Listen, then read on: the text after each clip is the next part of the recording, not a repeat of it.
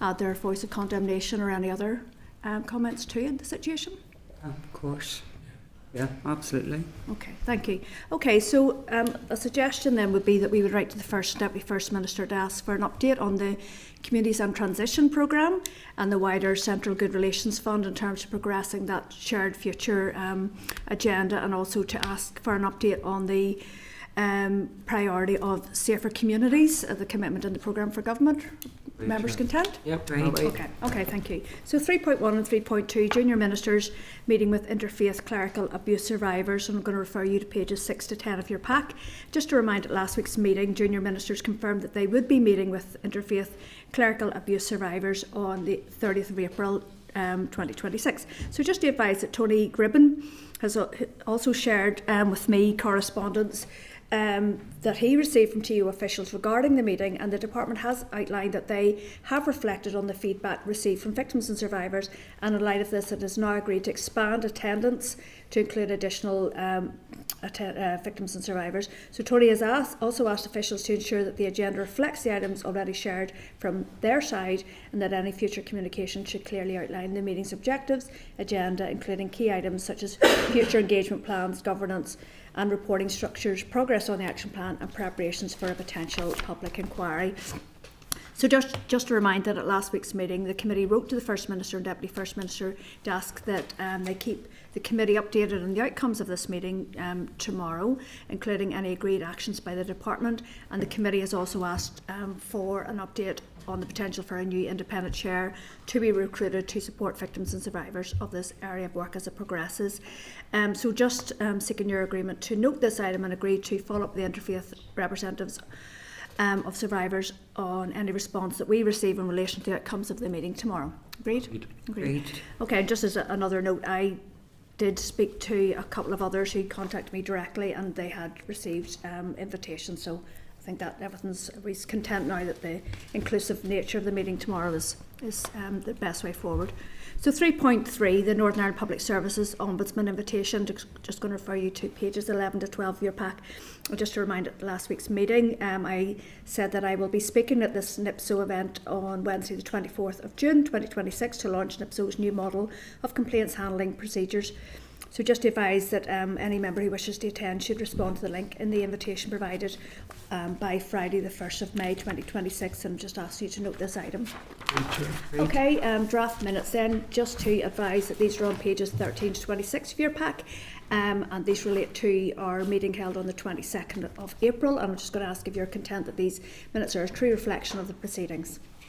Okay, thank you. Okay, so matters arising then, 5.1 to 5.4, access to records and our committee actions to date. I'm going to refer you to pages 28 to 77 of the pack. Just a reminder that at last week's meeting the committee agreed for the committee team to review the actions previously agreed in relation to access to records and the inquiry, mother and baby institutions, Michael and Laundries and workhouses and the redress scheme bill. Just to advise that the committee wrote to all the trusts on the 23rd of May 2025 seeking details of specific actions that they were taking to accelerate access to records for victims and survivors, and an understanding of the preparations being made by the trust to facilitate the inevitable increase in requests following the introduction of the bill. So a summary of the responses from trusts can be found on pages 3 to 13 of the clerk's brief. The committee also wrote to the Health Minister on the 14th of October 2025, and that's paragraphs 19 to 28, requesting a written briefing on the possible establishment of a single central location for access to records and whether such centralisation could be incorporated into the Encompass system.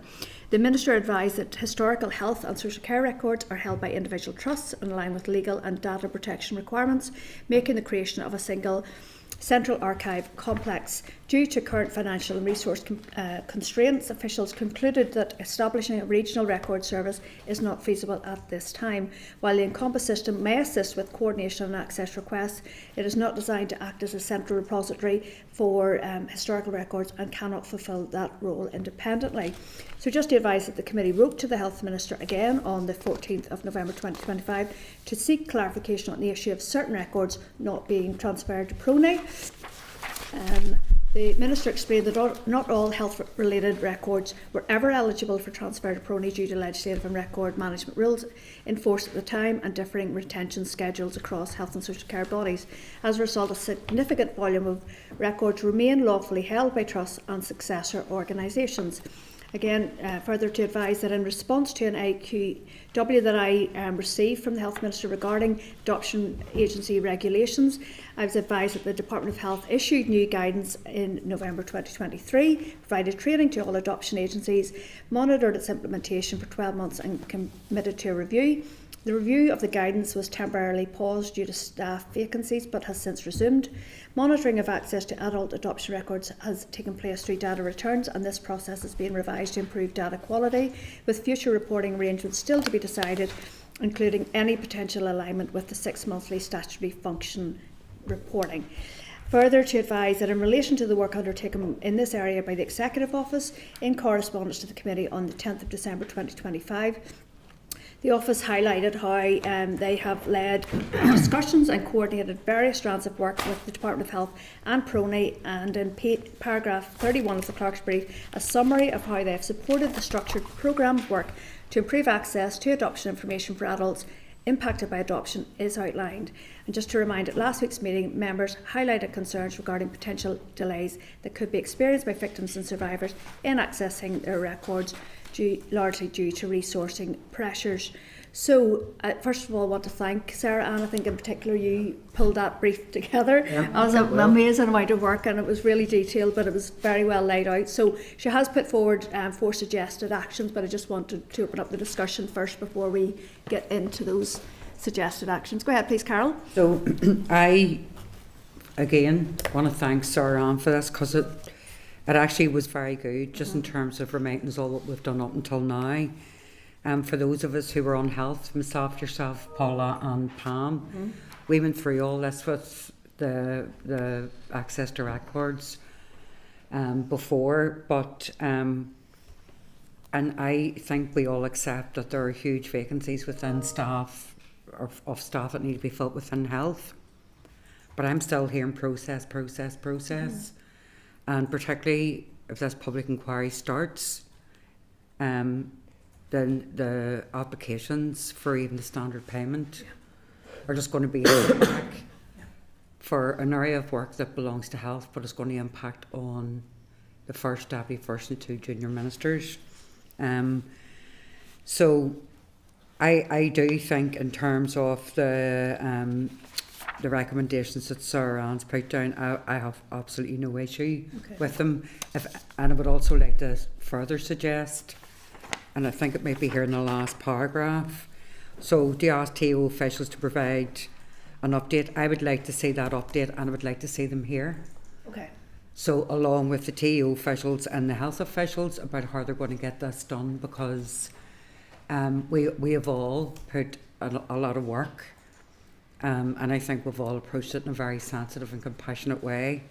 But see, for this area of work to fall on something like this, I think it would be totally unacceptable. Okay, before I bring everybody else in, I wonder, could you maybe speak to the 4 recommended actions and then pick up what Carol suggested there, please, Sarah? Yes, Chair. So the first action then is to write to the Health Minister to highlight timely disclosure to records held by trust, as Carol said, could affect the redress scheme, and how the department plan to mitigate these risks.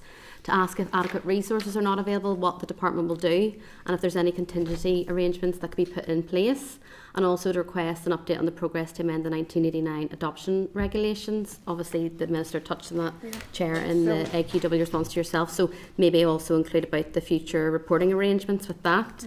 To write to the First and Deputy First Minister to ask whether funding under the Truth Recovery Programme could be transferred to the Department of Health, specifically to support the access and the redaction of historic records, and whether any additional, even temporary capacity could be put in place ahead of the inquiry going live. Also to highlight for future budget, to recognise access to records as part of redress, and it's not purely administrative. To write to PRONI to ask that they keep the committee updated on its work around the preservation of records, particularly in relation to institutions and their cooperation. And we heard when members had their visit on the 15th of April about the case files for St Joseph's Children's Home, for example, so confirmation that they've been transferred. and if they'd be willing then to come and give an oral evidence session to the committee once phase 3 of that work has been completed. And then lastly, just ask TO officials to provide an update, including an oral briefing with health officials on discussions to date and PRONI regarding their engagement with Trust to understand the scale of support that they will require. So, and that's that. So I agree with that. But Yeah. I see your 20.26 Yes. of your notes, where the minister explained that not all health-related records were eligible for transfer Yep. due to legislative and records management rules. That's not correct. Okay. It's not correct. And I would just like to see what the rationale is behind that, because I'm assuming the minister's getting told this by officials. And I mean, PRONI, for those who visited, I'm sure we're impressed, but they have to go through every legislative and every regulation to ensure that they keep records. I mean, they're keeping records on behalf of the PSNI, on behalf of NIO, behalf of the Department for Justice. What difference is there with the Department of Health? It just does not stand up. Okay, so in terms of that correspondence then with the health the first one, yeah. So we'll include yeah. obviously the rationale for that as Carol's comments there to the Health Minister. Go ahead, please, Timothy. Yep, happy to support Carl's recommendation when she said about process. All that rings to me as delay.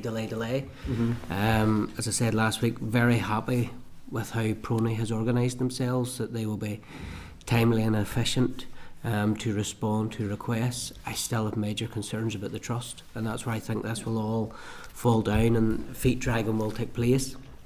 Have we an assurance that even for each Trust, all the records are in the one location? Like, surely that is the very least each Trust could do, that they bring, if they won't release them to PRONI, that they bring them to one location within each Trust area, instead of having social workers having to go and look for records right across the country. I don't think that's too much to ask. I think they should all be at PRONI, and if there is sensitivities, send and dedicate a number of social workers to be based at PRONI during this process. But I think the Health Minister is pushing back, and I think he's wrong to do so. It's in his interest, and it would be an investment for essentially the health service to get their house in order, so when this comes, they are not the ones delaying the process. Okay, agreed for those actions then. Okay, thank you. Thanks again, Sarah Ann. Okay, 5.5, Committee for Justice, Abuse of Position for Sexual Purposes by PSNI Officers. Going to refer you to pages 78 to 87 of the pack. And just to remind, at last week's committee meeting, we agreed to hold a concurrent meeting with the Committee for Justice with the PSNI and the Police Ombudsman's Office in relation to its work on part of the Ending Violence Against Women and Girls Strategic Framework. So just to advise members that while the Committee for Justice has forwarded a response that they have considered from the Minister of Justice, the PSNI Chief Constable and the Chair of the Northern Ireland Policing Board in relation to the findings of the recent Police Ombudsman's report. Just to advise that a date has now been confirmed for the meeting, the joint meeting, and this will take place on Tuesday the 2nd of June at 9:30 a.m. in the Senate Chamber. This date also coincides with the planned informal lunch with the Northern Ireland Judicial Appointments Commission. Yes. Scheduled to take place that afternoon. Sorry, it was in initials there. Scheduling dates that suited both witnesses and the two committees have proven challenging. So just want to ask, what are your views on holding the informal meeting with NIJAC that afternoon, or if members would like to see it rescheduled to another date? It just means it'll be quite committee heavy on a plenary day. Aye, that's only the issue I have. It's because it's on a plenary day. I mean, trying to get a joint meeting has been really difficult for you, so I'm delighted that that's happening, but to put another meeting on that day, Yeah. I mean, I don't know about the rest of us, but our whips wouldn't be having it. No. If I'm not in the chamber, Yeah. the party isn't represented, so I would be plenary would be my priority that day. Okay. So so we'll go ahead with that 2nd of June then. I think, is the Justice Committee, are they agreeing that tomorrow at their meeting? Yes, Chair. So just to say, obviously, Justice will need to confirm that with their members tomorrow at their meeting, and then once that's confirmed with both committees, then our committee could issue invitations to the meeting.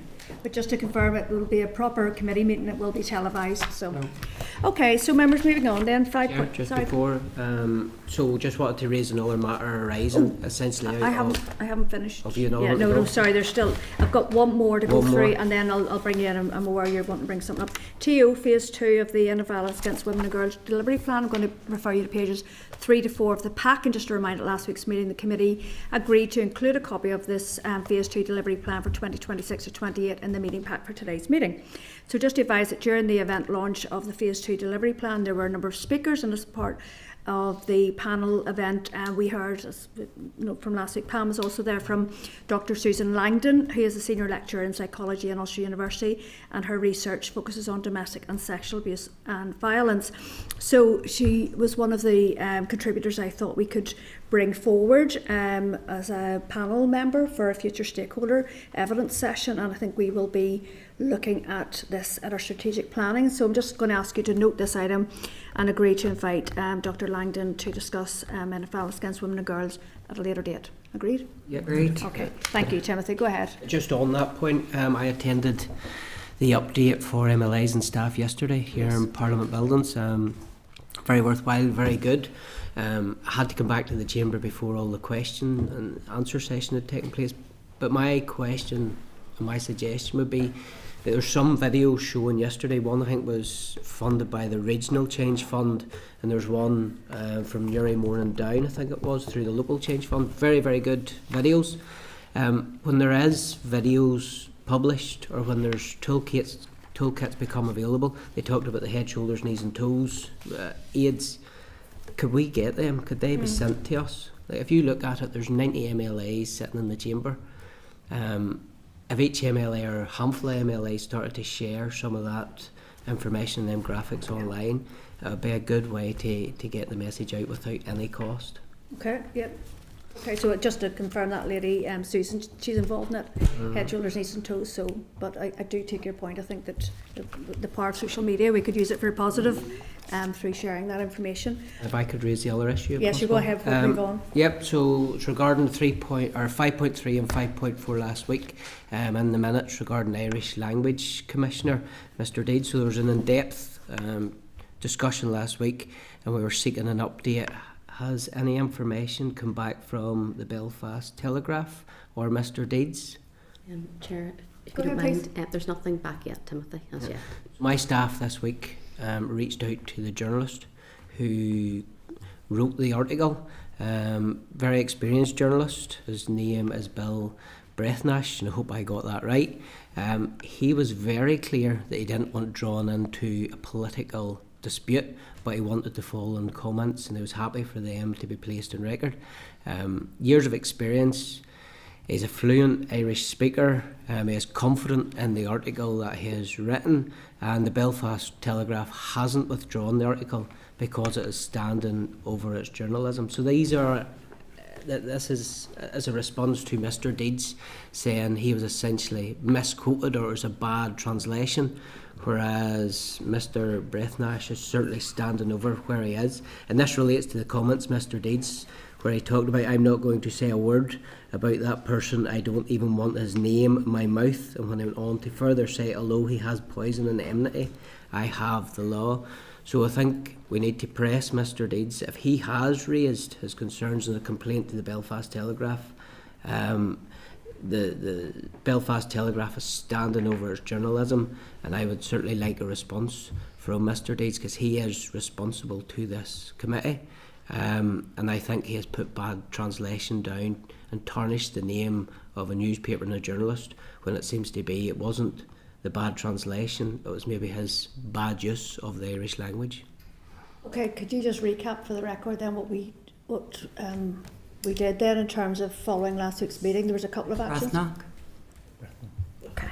So just obviously in relation to Timothy's points in terms of last week, so we did write to the Irish Language Commissioner to ask for a copy of all correspondence between himself and the Belfast Telegraph, and the grounds for us requesting that is the Commissioner and his office is an ALB of TEO and to give us the fully contextual information on the matter. So we have sent all that correspondence from last week and we await a reply from the Irish Language Commissioner currently. Thank you. Okay, thank you. So we'll move on to item 6 then, the oral briefing from the Veterans Commissioner of the Armed Forces Covenant. So as per agreement via email yesterday afternoon, members agreed to postpone this oral briefing until a later date in June to allow the Chief Executive of the Reserved Forces and Cadets Association Northern Ireland to be part of the oral evidence session on the Armed Forces Covenant. And just to reiterate, this was actually at the request of the Veterans Commissioner. It was not us putting that forward. So just to remind, the committee has written to all the departments on the 27th of March to request information on what work they are undertaking in relation to the Armed Forces Covenant, and to date responses have been received from ERA, Infrastructure and Justice. Okay, so we're going... Just on that please. point, can I just take this opportunity, given the topic, to warmly welcome the historic decision taken by Belfast City Council last night to sign up to the Armed Forces Covenant. Yeah. As the committee responsible for equality here in Northern Ireland, I think it's welcome that our armed forces right across our capital city will ensure that there's no discrimination or no disservice to them as a result of their service to this country. And I think it is just worth noting that sometimes some political parties call for equality in our city and in Northern Ireland, but their voting record on the issue when it comes to the armed forces tells a different story. So I just want to pay particular tribute to my colleagues and all those, including the Alliance Party, who voted last night to ensure that the Armed Forces Covenant is now in place in Belfast. Okay, duly noted, thank you. Okay, members, item 7, written briefing from the Safeguarding Board. I'm going to refer you to pages 6 to 8 of the table pack for the written briefing. So just a reminder that the committee agreed to ask for an oral briefing from the Safeguarding Board regarding safeguarding within religious and state institutions and the Interfaith Committee. So just to advise that following an informal meeting with the committee team last month, the Safeguarding Board advised that they have no role in the regulation of churches and advised that they would provide this oral briefing outlining their role and the Interfaith Committee. So just to advise that the Safeguarding Board NI is a statutory partnership responsible for coordinating and ensuring the effectiveness of its 21 member bodies that operate resource in terms of safeguarding and child protection in Northern Ireland. Its membership includes trusts, government bodies, justice agencies, policing, education, local government and relevant professional and safeguarding organisations, including lay members. Additional voluntary sector organisations have been invited to participate, and while not formal members, the Interfaith Committee Chair and Regional Safeguarding Panel Chairs also attend board meetings in agreement with the Department of Health, which sponsors the Safeguarding Board. So just to advise that SBNI established an Interfaith Committee in 2015 to recognise and strengthen the important role of faith communities in safeguarding children and young people. Membership includes safeguarding representatives from Christian denominations, relevant organisations and statutory bodies, and there is an open invitation to the Islamic Centre in Belfast.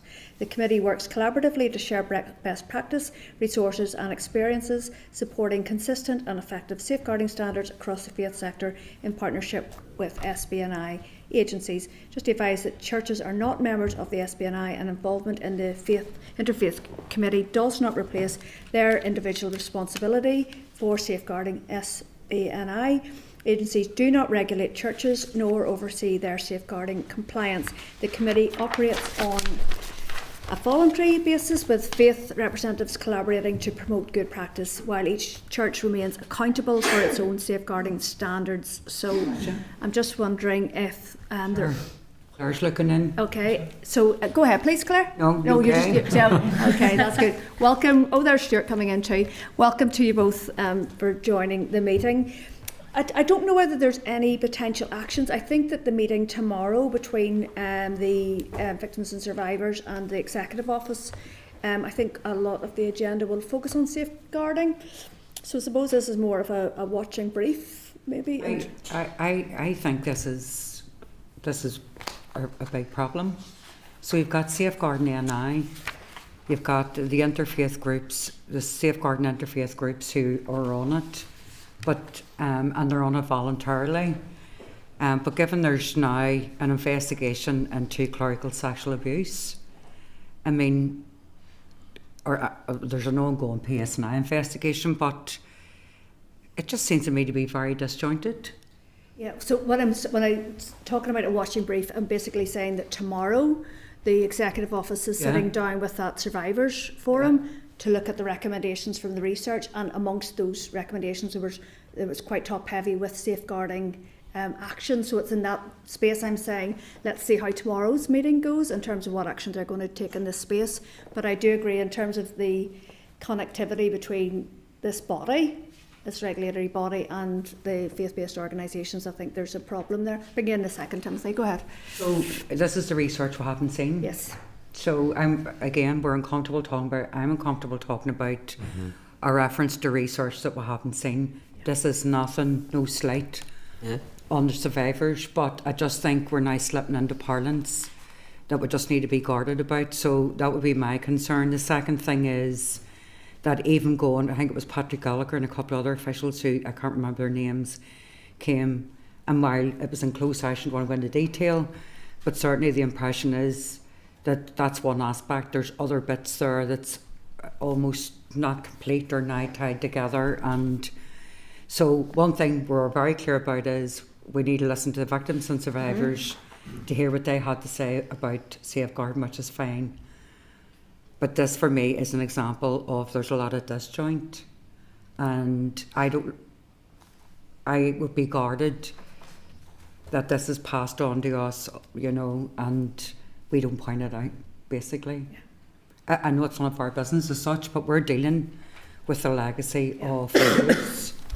And, for us, first of all, to deal with the legacy abuse in the context of not seeing research, not seeing recommendations, and in a kind of approach where people are on. I mean, all the statutory people are on that board and it's the right thing, but the people who are working with those who are victims and survivors, they know what doesn't work, and their voice, as far as I'm concerned, is the most important. And I just find it strange, that sort of response. Go ahead, Timothy, please. I welcome the clarity from the board of what they look after. When the officials were here, one of the things I explored with them was that if somebody alleges that they have experienced spiritual abuse, where do they go for help? What safeguards are in place? What body will look after them on that? And I think that was one of the bases, one of a number of reasons why we wrote to the Safeguarding Board. But I don't think we're any further forward in establishing where we would signpost somebody to, and that greatly concerns me. Because yes, we're looking at legacy and things that have happened in the past, but if this is happening in the here and now, I would like to get to the bottom of, well, where should we be recommending somebody goes to? What is the board responsible, or is there anybody responsible? Okay, so I have engaged with Nicola, but in a private MLA capacity, not as chair of this committee. So I am privy to some of the recommendations she's put forward that will be discussed tomorrow, that knit some of this stuff together. So I wonder maybe after today I can maybe ask Nicola to forward the proposals that she's put to the Executive Office that seem to be quite warmly received. And I don't want to talk in tongues, but it's not my place to talk to her. But I think a lot of the concerns that are being expressed here today will hopefully be addressed. And doing that, I'll be referring still as to documents and reports that we haven't seen. And this is the problem with all of this. I get that. Okay, so what we'll do is we could reach out tomorrow to the Executive Office and the survivors' representatives to find out if there's any concrete agreed actions, and also to see if that report could be shared. Okay. Thank you. Okay, members, so we're moving on quite well here. So with our gaps in equality legislation, so I'm just going to suggest that, so was the research officer going to sit in the public? They're coming in now, Chair. Okay, thank you. Okay, members. I know, it doesn't say it. Oh, it does, but sorry. Okay, members, we're actually going to go into closed session, if everybody's in agreement then. Great, Chair. Great. Sorry, I was looking for it You're below the fine, line. Chair. Committee Room 30. Sound.